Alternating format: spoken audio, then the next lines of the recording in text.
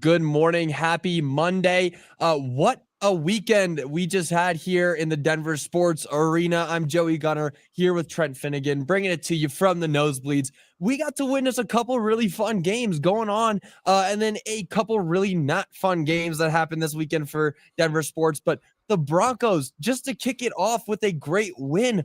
Oh my goodness, what a win did we witness yesterday, beating the brakes off of the Cowboys 44-24. This is the game that is going to be looked at as the turning point of the season. The Broncos have gotten a lot of flack.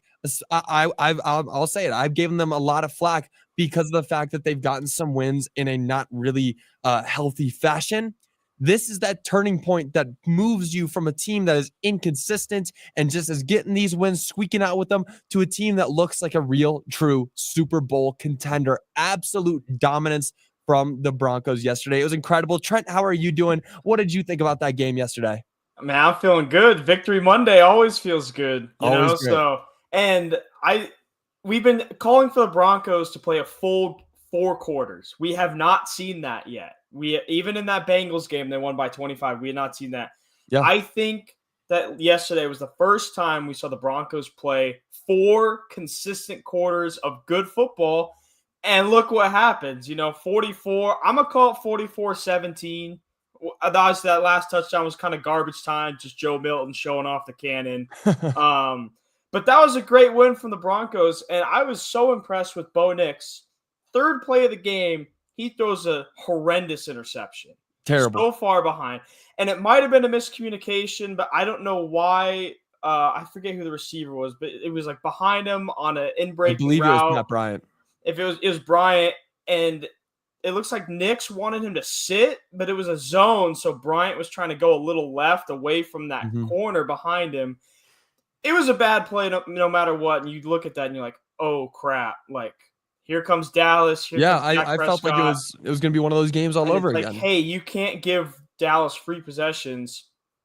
And Nix turns around after that and goes he finishes the game 19 for 29 with 247 yards and 4 touchdowns.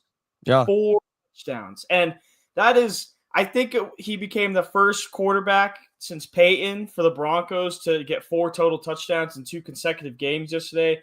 I was very impressed with him. He's had good moments and he's had bad moments.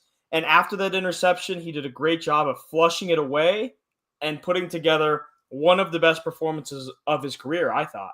Yeah, no, definitely. And there's a stat that I believe I saw. It was a stat that I'd seen, and I can't remember if I'm phrasing it quite correctly, but Bo Nix has joined Peyton Manning and John Elway as the only Broncos in history to have over 3 games with 200 passing yards and 4 touchdowns. It's something like that. But he's joined an elite club of Broncos greats with that performance yesterday. And it was a clean game all the way around. You had some great performances, really big connections. Bo Nix was hitting all of his targets, but we have to talk about what seemed to be the topic of conversation yesterday, and that's the running back room. The running back room looked great for the Broncos. J.K. Dobbins leading the charge, followed by R.J. Harvey, who had 3 combined touchdowns yesterday. Now, before you hear 3 touchdowns and start to, give R.J. his flowers, we got to look at the stats a little bit, because J.K. Dobbins, 111 yards on 15 carries. That's a 7.5 average. That's 7.4 yards per play. Then there's R.J. Harvey, 7 carries for 46 yards and a 6.6 yard average. That's good. But R.J. Harvey had 1 big run that went out for 40 yards for a touchdown. It was a great run. Then for his second rushing touchdown, he got put into a wildcat and ran the ball right in. And then he got a receiving touchdown from Bo Nix where he ran across it was strange. It was a strange play design, but he basically ran across Bo Nix in the backfield and then out to the right into the flat, got a touchdown there. A great performance on paper, but I mean, I don't know if that's really sustainable. When you look at J.K. Dobbins' yards, those are sustainable. 111 yards on 15 carries. That's great. That's very consistent. That's consistently getting big gains and moving the sticks. What I'm seeing from RJ is the fact that he can break one out for a big gain, but then after that, he has 6 carries for 6 yards. That's just what I'm seeing there. Maybe I could be wrong. You tell me, Trent. Yeah. First off, I see our guy Roy in there in the Facebook comments. Got to shout out our guy Roy. Say he's agreed with us. Say most complete game. Like we're saying. But yeah, go into Harvey. You're right. Besides the touchdown, you got 6 carries for 6 yards. And then his receiving touchdown was a little mesh traffic, which is a great play call against man coverage on the goal line because linebackers can never keep up. Quarterback throws it early. But, and I don't want to fault him for it. But yes. No, it's not his fault. The long run is going to skew it. But I'm looking at Dobbins, 15 carries, 111 yards, and he's just keeps churning it out. He's not getting a lot of love. Like, people are like, oh, like, you see like Knicks, you see the pass rush, you see Harvey, and like Dobbins is just slowly just doing his thing, just grinding along, and he's becoming what I think is one of the better free agent signings of the offseason. I mean, this guy, this guy is now 3rd in the NFL in rushing with 634 yards. 3rd. And he's only behind Jonathan Taylor and James Cook. Like that's pretty good company to be in. So the run game is phenomenal. I think that the O-line, they found their groove again with Pachevsky at left guard. Big P. Pert and Powers. Big P. Just good stuff from the offense. And how about Troy Franklin's not a rookie, but Troy Franklin's a young guy still, 2nd year. 2 touchdowns, had some good plays. And then the rookie, Pat Bryant, just toasting the guy on the outside for that touchdown. Just really looked good. Well-oiled machine yesterday. Really great. And that was just the offense. The offense looked incredible. This was the first time in a while, though, that there's been some serious questions about the defense. Yesterday's game was not overall amazing, and that comes because of one big thing that happened, and that's Pat Surtain. You went down early with an injury, and it did not look good. But luckily, at least in the game, Riley Moss looked pretty shut down. I mean, he was making some great plays in a lot of big moments, had a big bat away over, I believe, he was moved to CeeDee Lamb, batted the ball away in the end zone, forced him to kick a field goal. He played pretty well. I mean, and that's one of his couple pass breakups. Riley Moss was able to sustain in that moment, but moving forward, we got to really, watch Pat Surtain because this is something that could really set the team back just in the secondary. Of course, it's not hurting the front four very much, but the secondary could face a serious heartache without him, Yeah, and Moss what was that stretch in the 4th quarter when he had like 4 consecutive pass interference calls on the goal line, which was, I don't think it was 4, it was 2 or 3. Yeah. But it felt like 500. And you're watching, I don't know how that's like his biggest flaw still is he's still getting the penalties called, and maybe those were not good calls. I'm not going to play the ref game here, but he's got to clean the penalties up, but he looked good. But with Surtain out, I'm concerned about Chris Abrams' drain on the other side. Mm-hmm. And yes, I know he had the George Pickens assignment. That's one of the hardest wide receiver 2 assignments in the league is George Pickens. Mm-hmm. But he was either playing way too soft and just because he was scared to get beat, and then he was letting Pickens get everything underneath, or he was getting beat inside, and it wasn't exactly the most inspiring thing. Now the Broncos play Houston and then Vegas, so 2 passing offenses that have been struggling, And I know Houston's got Nico Collins, but outside of that, CJ Stroud's still in that slump. So if the Broncos can get through those 2 games without Surtain, we still don't know how serious it is. Payton didn't comment on it yesterday. Maybe Payton will comment on it here in about 45 minutes when he talks. But I assume so. I assume there'll be something, But if you can get through these 2 games without Surtain, and I think the goal is getting him back for Kansas City. You do not need him for Houston. You do not need him for Vegas. It's fine. And that might just be the thing that they do. They say, you know what? Might as well be safe than be sorry. We're going to keep you out for these next 2 weeks, even if you don't really need it, especially against Vegas. You just don't need anybody to go out there against a team like Vegas and put themselves in a position where they can get hurt. Now, for the Chiefs, you need to be 110% healthy. That is the bottom line, and that is the only thing that should be looked at as a must for Pat Surtain. You know, hey, if he needs to rest this week, that's great. Needs to rest the week after that, that's great. Needs to be back for Kansas City.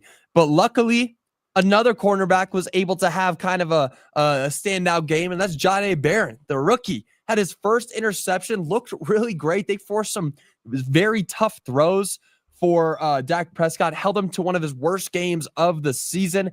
Or I think it was his worst game of the season. I would call it his worst game of the season. Yeah, it wasn't great at all. You know, only 2 sacks, but he had 2 interceptions. Really overall, the defense played at that same high level that we've seen all season. They're not the same amount of sack numbers, and that sucks because I know I'm hoping for them to get past that 73 benchmark or 72 benchmark. But these kind of games still bring a little bit of life into the defense. You look at the scoreboard, you say, this is a team that's been putting up insane numbers, the Cowboys, all season on the offensive side of the ball. We only held them to 24, and we outscored them by 20 points. There's a lot to look at. That's great there. There's a lot to look at and say, you know, we can be proud of this performance. And I overall am proud of it. I mean, it was really great. And Barron wasn't the only rookie that went off. We talked about RJ Harvey, but Pat Bryant, again, had a great game. And Bo Nix went out to speak about some of those rookies. We've got the clip here. So just take a listen to this clip right here. But, you know, we're to the point, you know, Pat has played, you know, some good snaps. He's learning. He's getting, you know, better and better each week. RJ, same thing, playing, you know, in different roles, playing more and more. And those guys are starting to just find a good rhythm, you know, understanding more and more and knowing more of what they can do. And I'm proud of them. I'm proud of the work that they're putting in. They're practicing hard. They show up to work. They're great teammates, great team players in the locker room, very humble guys, and just want to make the next play. You know, for Pat, it's, you know, his blocking that transitions into his pass catching. And for RJ, it's his, you know, route running and ability to get out there and, you know, be more dynamic than just a runner, and that's how he's getting his touches. But really good explosive touchdown by him early today, and just proud of those guys. And you know, same for, you can say about a lot of our guys. A lot of our first and second year guys are playing really well, and then, you know, it allows Cortland and Evan to, you know, take some of the pressure off them. And you know, when they want to take them, put the focal point on them, take them out of the game, the other guys are stepping up and making plays. So it's really good. Great stuff from Bo Nix. Always great stuff whenever he takes the podium. And, you know, you spoke a little bit earlier on like the offseason signing of RJ Harvey or J.K. Dobbins. That's a great signing. But then you look at all the signings they made and then the rookies they brought in on top of it. This team has a really young core last year that built a playoff contending team. And they've just grown and added more young, great depth pieces and just those rookies. The offseason for this Broncos team was incredible. And now we're seeing that all come to life. You know, people will still talk about how Evan Ingram hasn't really gotten into that flow yet. Obviously, Dre Greenlaw is MIA. But overall, a lot of these players, especially these rookies who are showing out, have been great additions. And I wanted to go back to what you said. You said the biggest signing was probably J.K. Dobbins. I agree with you. That or maybe Talanoa Hufanga, which those guys would not be my biggest picks. Yeah, I was not going to say that those guys were going to be the biggest. I said multiple times before the season started, I thought it was going to be Evan Ingram. No, that's not the case at all. But overall, a great win. The rookies showed out. I'm really excited to see what this team can do. This is a great turning point. I really do believe it's a turning point for this team. But we should move on to a different football team that we were talking about in Colorado that is not as much fun at all, and that's the CU Buffs. What the hell? Oh my goodness. Completely embarrassed by Utah. Embarrassed is an understatement. You lost 53-7. 53-7. Trent, I know you're an alum there at CU. I'm so sorry, but what's going on up in Boulder? What happened? I'm embarrassed to say I'm an alum of that school. So I'll start with this. So the 2022 team went 1-11. We know how bad that team was, and that prompted Dion to come here. Yeah. That team was never down 43-0 at halftime. Never. They were down 42. Their worst halftime deficit was 42-0 against Utah, ironically, in the last game of the season. Wow. However, the difference is they were not coming off a bye week, And then the 3 weeks before that, they had Bo Nix, Caleb Williams, and Michael Penix in back-to-back-to-back weeks before that Yeah, game. one of the I give that team a greatest pass, and that Pac-12, team was like, supposed is to suck. insane. We knew that team was going to suck. Yeah. This team has a bye week, did not have 3 NFL quarterbacks on the schedule in the weeks before, so they were stuck focusing on that. And they come out and put up the most uninspiring, most embarrassing, horrific performance I've seen. I mean, Caden Salter is a fifth-year quarterback who has no idea how to read a defense. He has no idea how to adjust to protection. When he rolls out to the right for the 8th time of the first half and the linebacker twists around and he's getting blitzed and he goes, well, Utah never showed that on film. Yeah, they showed it on film earlier in the game. You go on the sideline, you get your iPad, you look at the blitz, and you figure out how to combat it. It's crazy. He's a fifth year, and he has no idea how to adjust. The coaching staff has no idea how to adjust. You have Omarion Miller and Joseph Williams got benched for the first half because they showed up late from the bye week. Showing up late from a bye week? How do you miss showing up on Sunday? You just had a week off. That's It's embarrassing. It was embarrassing. This Wild. team is bad. The coaches are bad. A lot of change needs to happen. And this game, them losing by 50 is better than them losing 24-21 because it should spark some change. Yeah, and just looking at the stats here, it's so shocking. It's so shocking. Utah, 587 total yards. Crazy, right? No matter what, that's crazy. And it's hard to win a game when you're allowing 587 offensive yards. But then you look at the Buffs offense, 140 yards, 140 total yards, 102 on the ground, 102 in the air, 38 on the ground. While it's insane. Utah had more passing yards than the Buffs did entire offense, and they only had 165 yards passing. Yeah. Most of their yards came through the ground at 422. Talk about roughneck ball. Like, you get down in the dirt and you grind. I like that from Utah, honestly. Yeah. This is the way you ran for 422 yards. Incredible performance from Utah, and a terrible, it makes me want to throw up kind of performance from the Buffs. Now, luckily, I wasn't thinking about throwing up. I was more laughing at this, but I mean, come on. Caden Salter, 9 for 22, 37 yards, 1 interception. He's averaging 1.7 yards per attempt. Incredible. Ryan Staub, we got to see our guy back. 4 for 8, 65 yards. That's better. I mean, threw it 8 times. Yeah, but that was against the fourth stringers. Yeah, it's insane. It's insane how bad they lost. And a lot of people are going to try to discredit Deion and go for his head. That's not going to work. It's not Deion's fault. It's not. I mean, Deion's a coach, but he's not calling the plays. He's not doing any of this. This guy's the guy that goes out there and recruits people. He's the one that makes all the money for the school. See, you would have to be insane to fire him because he's still getting games on prime time. He's still getting posted by ESPN every day. Everything that he does is clip worthy. There is no reason to fire Deion because he didn't do anything wrong. It's not his fault. But, you talk about Pat Shurmur. The offense looked terrible. But, I mean, that's just the kind of things, you got to look at whose fault is it really.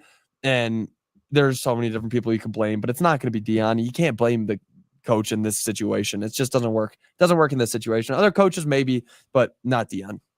Yeah, I mean, my only thing would be that he keeps hiring his friends on the coaching staff, and his loyalty is what's killing this program because he's so loyal to Shurmur. He's so loyal to these other coaches that are doing wrong. That's where I would fault him. But he's also getting players who clearly don't want to put the work in throughout the week. So yeah, it's just a lot has to change, and it needs to start today. And if he talks tomorrow, by the time he talks tomorrow, if there's still no change, it's just going to be another taste of, hey, this guy's loyalty is killing this program. My favorite stat from that game, Utah's punter had 25 passing yards at halftime. The Buffs had negative 18 yards as a team at halftime. Stat of the day. Well, you talk about all 3 phases. You talk about all 3 phases of the game. They clearly dominated on the offensive side. The Utes did. Mm-hmm. Then they clearly dominated on the defensive side, only allowing 140 yards. And then in special teams, they had a 4th down conversion with a punter, and they had a blocked punt on the Buffs. They beat the Buffs in all 3 phases handedly. Yeah. Like it wasn't you close. shanked that punt too. They had Yeah. another punt shanked. Yeah, insane. I Unreal. mean, completely dominated. Sickening to talk about. Something's got to change. It feels like Dion knows that. If you had his clip, I wish that we had the clip here. We don't, but he was talking about that game and he was like, we got whooped. I haven't been whooped that bad since my mama beat me. Like it's something like that. Like when I was a kid, like he was talking about how bad it was. And you know, that's great to hear him notice that it's that bad, but we all notice it. What are you going to do about it? What are you going to do about it? That's the next question. But moving on, another few losses happened this weekend, and that's the Colorado Avalanche, who took their first regular or regulation loss home with them this weekend. It hasn't been great for the Avs. There's been a lot of things to watch that haven't been going well. And number 1 is the power play. And number 2 is the goalie situation. Well, let's talk about the goalie first. Scott Wedgwood started the season very hot. One of the best save percentages in the league. But after the first 5 or 6 games, he's kind of fallen off of that wagon. He's kind of fallen off and is now looking at more 4 goals allowed games than he did way earlier in the season, where in his first 6 games, he only allowed over 1 goal 1 time, and that was against the Dallas Stars. What's going on with Scott Wedgwood? Is this just like the kind of thing where it's like, hey, he's a backup, he can't play this long in a stretch? Or is it maybe this is just showing that he was hot at one point and now he's kind of not going to be hot? Is it just you got to catch him in the right mood, you know? Because one thing that I can tell you right now is that the Avs need Mackenzie Blackwood back terribly. Bad. They need him. And, you know, the Wedgwood thing, I think it's kind of that first thing he said where it's like, hey, this guy's a backup. He's a backup for a reason. Yes, can you throw him out there 1 night, 2 nights, and he'll play great? Yeah, he won 3rd star of the week like 2 weeks ago. It was awesome. But when you have to start playing him for a month, 2 months, the cracks start to show as why he's a backup. So once Blackwood comes back, which should be soon, you know how Hopefully. hockey injuries go. Yeah. They will never say a word about it. Should be within the next 2 weeks, then be back to normal. I think they'd be fine as long as Blackwood is somewhat himself. I think it's some kind of lower body injury. I don't totally. They just didn't say anything about it, but it's just this team is interesting, and you know it's funny. Like it doesn't look great, and yet they still have the 2nd most points in the Western Conference. They're only behind Utah, and I get it that it's like people are like, hey, well, at least they're stacking points with these overtime getting overtime. And yeah, but like some of these games are really uninspiring, and you want to talk about uninspiring? Let's take a look at that power play. 30th in the league. Really 30th in the league, 10.3%. It's terrible. You have Mackinnon, McCarr, Netchus, Mackinnon, Landeskog, Nelson. I mean, you have all these Nichushkin. I forgot Nichushkin. How is your power play 10%? And it's just, and it's I don't know. Bednar is like he says that the process is good. The process, I get that you can say that for a while. The process hasn't produced goals at a good rate in quite some time. So something's got to change, and I think that they got to change how they enter the zone. They got to change how they move the puck around the top in the power plays, but something's got to change. It has not been good. There's no reason why they should be this bad at the power play with this much star power, and it's going to kill them in the playoffs again if nothing changes. Yeah, only 4 goals in the power play so far this season. It's really poor, but you have to take yourself out of that for a second and look at where the Avs are in this moment. They are 2nd. They are playing very well. You're looking at the offensive output from these lines that they have out there. I mean, Marty Necas is putting on a masterclass to begin the season. And, you know, everybody is there offensively in that offensive unit. That first line has been incredible so far. But once you get down into it and you're allowing those many goals, it's very similar to what we saw last year with Georgiev. If you're allowing 8 goals a game, if you're allowing, in just Georgiev's case, 8 goals a game, but in this season, if you're allowing 4 goals a game, it's very hard to overcome that, especially when you're pushing it to overtime and you're working so hard to get to an overtime position and then you lose immediately. It's hard. You know, it's hard to do that. And of course, the Avs only have 1 real regulation loss this season that was handed to them this weekend by the Bruins. So they still have opportunities to make the most of these power plays. They still have the opportunity to make the most of these overtimes. They just have to find what it is that they can do. The power play, of course, has been killing them, and the goaling play right now is destroying them. So those two things, once they're fixed, we are looking at a Stanley Cup team. Looking at right now, and this is still a Stanley Cup team, but once those two things are fixed, then they're more than a Stanley Cup team. They're a great team. Yeah, 100%. And one last thing I want to say is, remember what we were saying about the Broncos last week? I was like, hey, they have all these penalties, they're inconsistent, but they're still 5-2. Yeah. And that's, I think, what we should be saying about this hockey team. Hey, the power play hasn't clicked yet, the goaltending's a little shaky, and they're still second in their division. So overall, they're playing very well. Like, they still are getting the points, and the process isn't there, but it's a long season. So maybe it can click for them soon, but it's obviously no reason. There shouldn't be like any like red flags going up, but it's like, hey, like these things are starting to become concerns. There's some yellow ones. Yeah, there's some yellow ones that you're looking at. But moving on to our final topic of the day, we kind of did a little Oreo sandwich here. We're talking about some good, some bad, and let's get into some good. The Nuggets got their first win of the season at home. It was a great game. Home opener looked incredible. Wow, what a win. There is something to be said about the Nuggets and how they will kind of just win the game by as many points as they need to. In past seasons, we've seen them win games by 8. We see them win games by 6. They kind of have to fight for a lot of their wins, especially in the regular season.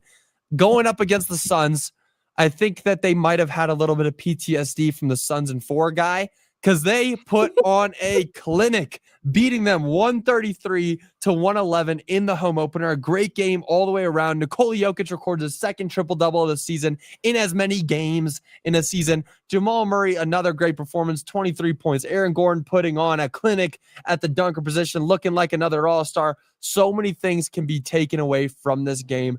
Trent, before we get deeper into it, how excited are you to see the Nuggets open with a big win like this? I mean, for this being your first win of the season, it means a lot, Oh, it was awesome. So much fun. And having that next to the CU game on the TV on Saturday night made things better for sure. It's like a hot tub, cold tub. It was like a cold plunge hot tub. Like, you can feel good and then you can feel really bad for a second. Yeah. Do you know Jamal Murray's record against the Phoenix Suns, or against Devin Booker, I should say? I assume that it's better than we think. Taking out that one playoff series, I mean, I'm thinking back to Christmas Day a couple years ago. And Murray didn't play in that playoff series. Oh, you're right. Yeah, you're right. That was when he was injured. So 19 games, right. Murray versus Devin Booker. I guess what like do you think? 15 wins. 17-2. Wow, that's I don't incredible. know what Jamal Murray's got, but he has their number, and yeah. And I don't know, like, I'm looking at this box score. There's so much to like. There's so many great things.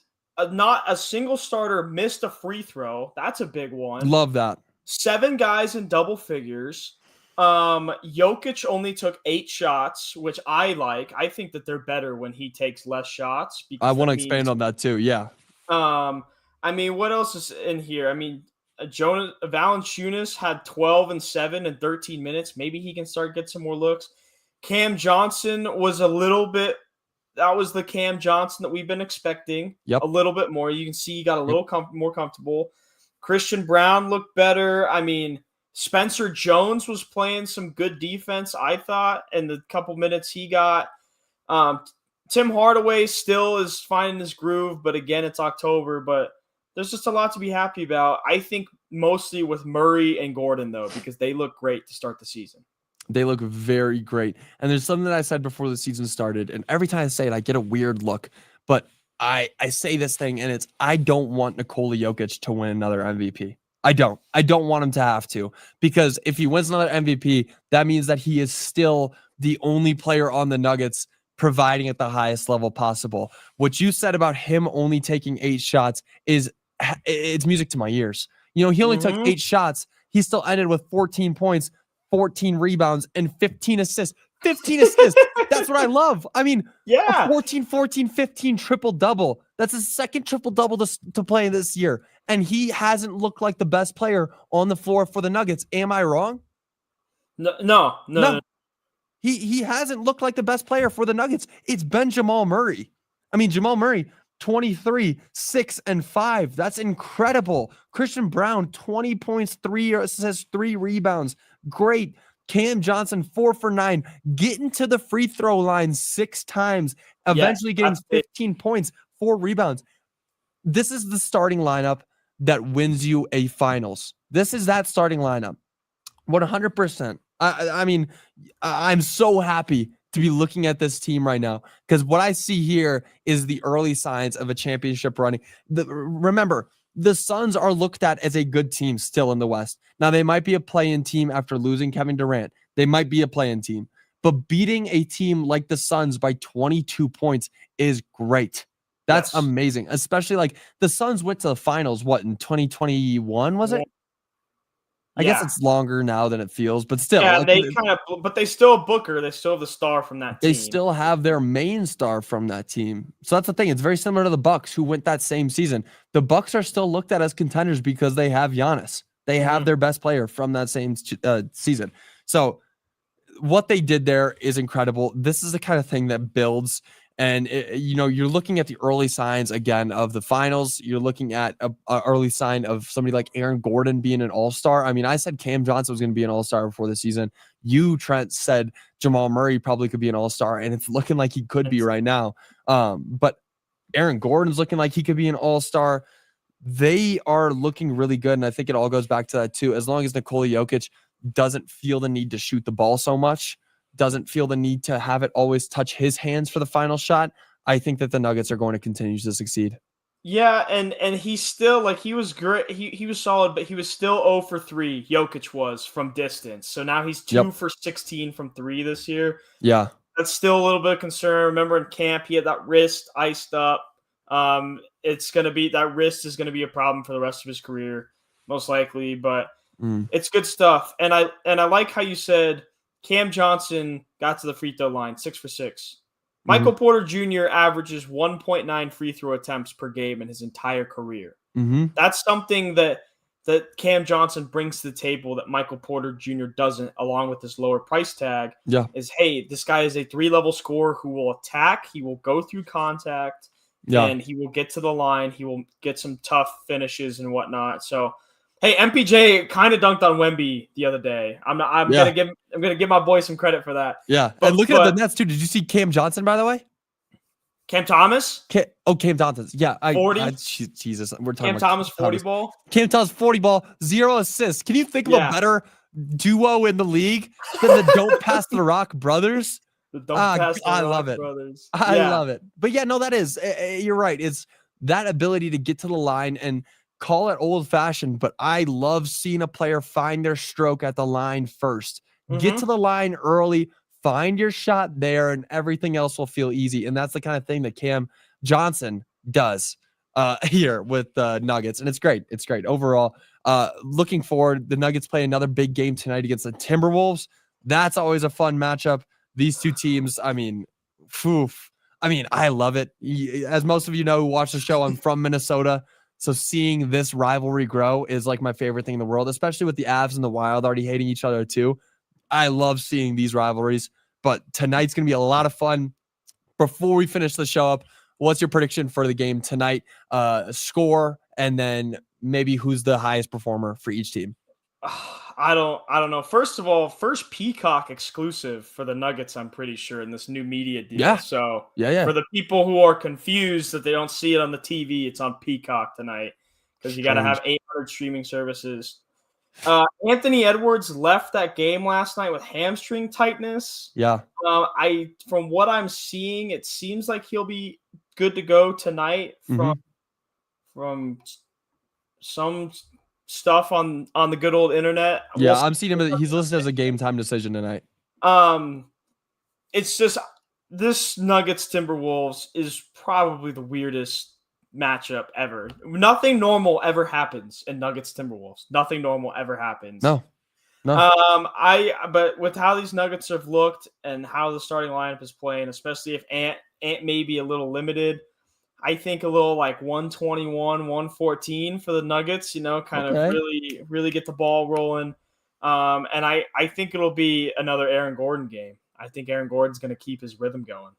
I like it. I mean, that'll be a fun matchup to watch. Aaron Gordon versus Julius Randle, him being the biggest performer. That would make sense. I mean, Aaron Gordon, he likes a challenge, and Julius Randle poses a challenge. Now, not a very big one, I'll give you that, but I do love Julius Randle, and watching those two guys go back and forth will be a lot of fun to watch. I hope and this is a shot in the dark here, but I hope that it's a CB game. Maybe if Anthony Edwards is out or if he's coming off some tightness, maybe Christian Brown can attack that shooting guard position a little bit better than anybody else can. But we'll see. Hopefully it's a CB game. I've got him at like 20, maybe 23, 24 points. That would be a really great performance. CB loves dunking on Rudy Gobert, too. He does. How many times he dunked on Rudy Gobert? Too many to count, and too many for me to not love. I love it so much when he goes and attacks at Rudy Gobert. The Frenchman, as Rudy Gobert would say. But yeah, no, I've got them winning by about 7-2. I would expect it to be a bit high scoring, though. Maybe like a 130 to 123 game. That's where I've got them at. Okay. But yeah, leave a comment. We've got a few good comments in here. Great show, 9i. I think I understand that. I'll just take the first part of that. Thanks for saying it's a great show. Good morning, Joey and Trent. Good morning, Roy. Always good to see you up in here. About the most complete game I saw the whole year, I just asked for a consistent game. I predicted wrong. Yeah, I mean, the Broncos played incredibly consistent, incredibly well. I think that we're all a little bit happy here to see that the Broncos finally played a complete game. And that's kind of what you were saying right away, Trent. They played a full 4 quarters for the first time that we've seen all season. Even that Bengals game didn't feel the same. Yeah. Great game overall. Go, Bo, go. Yep, love it. Goal number 1 seed. That's the thing. That's what Sean Payton said. I mean, they're looking like they could be right now. They just got to get past these Colts, who are still only 1 loss in. Taylor MVP. Jonathan Taylor. Or Daniel Jones. Either Daniel Jones comeback player of the year. Yeah, they're going to win the awards. Which is so funny. Can Daniel Jones win MVP? Or not MVP, comeback player of the year? Because all he did was come back from the Giants. All he did was survive the New York Giants. But I could see them going MVP and offensive player of the year, which would be crazy. But that would be crazy. If Daniel Jones wins MVP the year after getting traded from the Giants, especially after watching what Saquon did last year, winning OPO. If they have 2 players that were on the Giants leave and then win major awards like that, I'm going to love it. I'm going to buy a Daniel Jones jersey, I think that's what I'd have to do. A Daniel Jones New York jersey. All right, but that'll do it for today's show. Thank you guys so much for joining us. We'll be back with y'all tomorrow, talking a little bit more about the Avs and the Buffs, getting deeper into both of those 2 things, because both of those teams have some things that they need to work on. But one is on one side of the spectrum, and one is on a completely different. And we're talking about a failing team. We're talking about a team that is going to probably win the Stanley Cup this season. Yes, we could start saying that. But we'll be back with y'all tomorrow talking about that. Until then, y'all have a great rest of your day, and we will see you all later. Bye, y'all.